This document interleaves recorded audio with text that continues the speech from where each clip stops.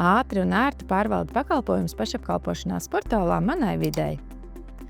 Vienkārši un ērti pievieno papildu adresi jau esošajam līgumam. Dodies uz sadaļu Līgumi. Izvēlies līgumu, kuram vēlies pievienot papildu adresi un spied Skatīt. Izvēlies sadaļu Iesniegt līguma korekcijas un spied Pakalpojuma adreses pievienošanu. Ieved adresi logā un spied Turpināt. No saraksta izvēlies pakalpojumu sadzīves atkritumus, spiežot uz aplīša ar plusiņu. Nākamajā solī ir jāizvēlās nepieciešamā konteinera tilpums, to skaits, izvešanas biežums un konteinera piederība. Savu izvēli apstiprini spiežot Pieteikt. Turpini pievienot papildu pakalpojumus vai spied Noformēt pieteikumu. Svarīgi atcerēties, ka atkritumu šķirošana ne tikai palīdz audzēt dabu, bet arī ietaupīt naudu.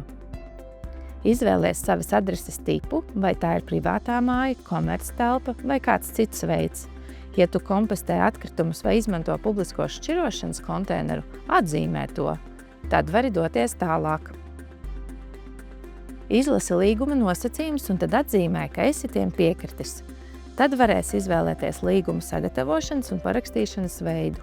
Izvēloties parakstīt izmantojot banku, līgumu varēs parakstīt ar savas bankas autorizācijas rīkiem un e-ID. Ja izvēlēsies nodot sagatavošanai, tad līgumu saņems e-pastā un varēs to parakstīt vēlāk savā ērtākajā veidā.